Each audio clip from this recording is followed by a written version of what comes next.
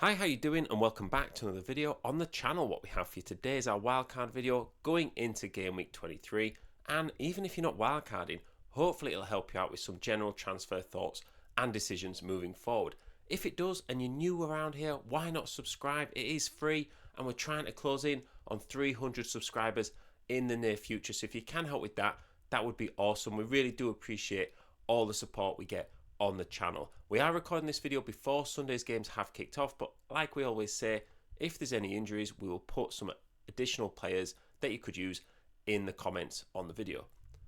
So let's take a look at the team, and we're going to start with the goalkeepers, and we're going with Jordan Pickford again.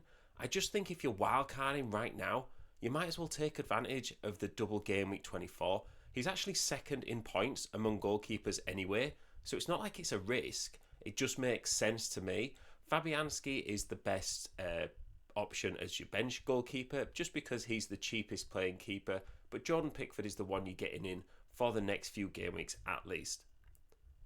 Into defence, and this squad is kind of on the expensive side, and it's mainly because I've gone for Trent, who can easily be swapped to Canate should budget be an issue.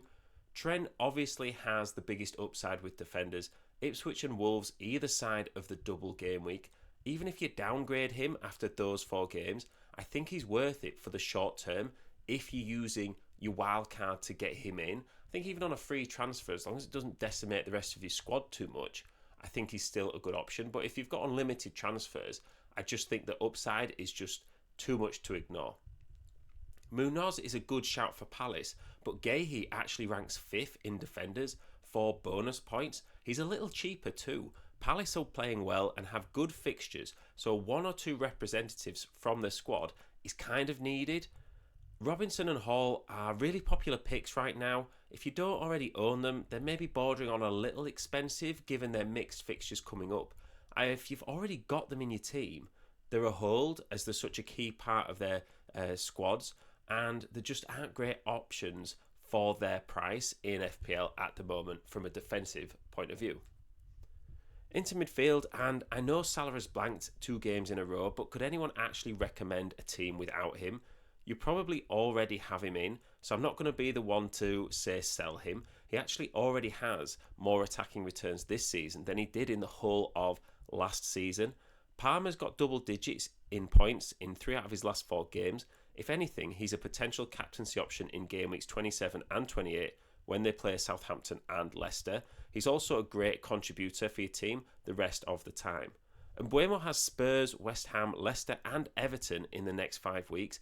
Great attacking option, and he's got 4 returns in his last 4. At that point, you maybe want to sell him to someone like Savinho, as that's exactly when Man City's good run of fixtures starts. So I get that Decore is a bit of an out there pick, especially given that he's got no attacking returns this year so far. But given that Everton are struggling to score from open play, they need to make the most of their set pieces, and David Moyes loves a big midfielder attacking set pieces. Think Marouane Fellaini in his previous spell at Everton, Thomas Soucek at West Ham, players like that. I think he's a fun, cheap pick for the double game week, and he's as differential as you can get. Rounding out the midfield, I'm going with Semenyo.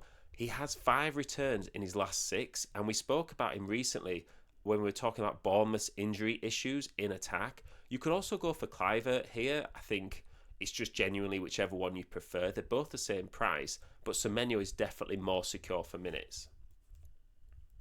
Up front, Mateta is going to be the next highly talked about player that everyone's going to be featuring in their videos. I actually got him in a couple of game weeks ago in my own team, and given that he's still only 4.5% owned, he represents a massive differential still. I don't think it's too late.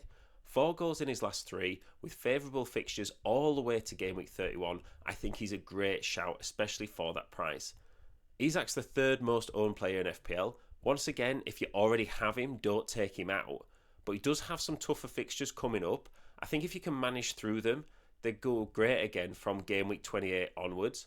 Gakpo is the final player in this squad, and a bit like Trent, I think if you're wildcarding, he's worth the short-term risk. You don't have to keep him forever. And a 3rd Liverpool player does make sense for that double. He gives you that differential through a combination rather than just having Salah, because everyone will own Salah. Everyone will be captaining Salah in game week 24. How are you going to get the edge over other FPL managers? Well, it's by having at least a double, maybe a triple Liverpool players. And I think Trent, Salah, and Gakpo are the best ones for me. You could maybe argue someone like a Luis Diaz, but I just think the midfield options are better than the striking options right now. And Gakpo has been playing more regularly than most for Liverpool. So shout out to Fantasy Football Hub. This team rating tool rated this team at 95%, which, as we always say, is great. You know, if you can get mid, even low 90s, there's so many variables in football that, you know, you can't really account for. So as long as the data is saying you're on the right tracks, I think that's absolutely fine. Now, it is a bit expensive, 102.6 million, but bear in mind, like we said before, you know, players like Salah, Palmer, Isak, if you've had them for a while, you know, you're not having to buy them from scratch. That's the price of this squad if you didn't own any of them. So you might already be saving money if you've had Salah since he was, you know, 13 million and now he's gone up to 13.7. Well, there's 0.7 million you would have saved otherwise. And the same for players like Palmer and Isak. So hopefully it is still affordable for most FPL managers. So for me, the strengths are there's some good risks. You know, players like Gakpo, you know, Doucouré, Mateta, you know, they're risks, but I think they're calculated risks. You know, obviously if there weren't a double game week in 24, I wouldn't be saying, you know, get Doucouré in your team or get Gakpo in your team. I probably wouldn't even be saying get Trent in your team, but there is a double, so we have to adapt to that. So I think because there's some good players in there, you can really take advantage of that. And remember, if you're wildcarding, all your free transfers roll over. So you can get these players in on a wildcard and then in a month or so, use your free transfers just to rotate them out like you would have done with the players you already have anyway. So I do think it's a good option for that sort of double game week coming up. So the weaknesses is there's no Arsenal and there's no Man City in this squad, which I think is okay. You know, Arsenal, their attack isn't quite clicking at the moment, and you look at it and you think, well, who would you even pick? You know, any of them can score a goal at any point, and there's not any of them that you think, oh yeah, they're going to score a hat trick. And the same defensively, they're just not keeping clean sheets. So I don't think that there's a real rush to get in Arsenal players right now. And the same for Man City. They've got some tough fixtures coming up, and you know, once you get to sort of game week late 20s, early 30s, I think Man City will become a really good FPL option again. But right now, I think you can absolutely go without both teams and still do really well in FPL. So that's the wildcard team. Let me know what you think. Let me know if you are wildcarding or if you've got any general transfer questions. Likewise, if you think there's anybody who are missing from this team, or whether you think triple Liverpool and double Everton is a little bit too much. Same with double Palace.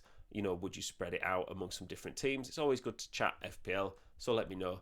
Thank you very much for listening. Hopefully you're having a good game week, and I will see you in the next one.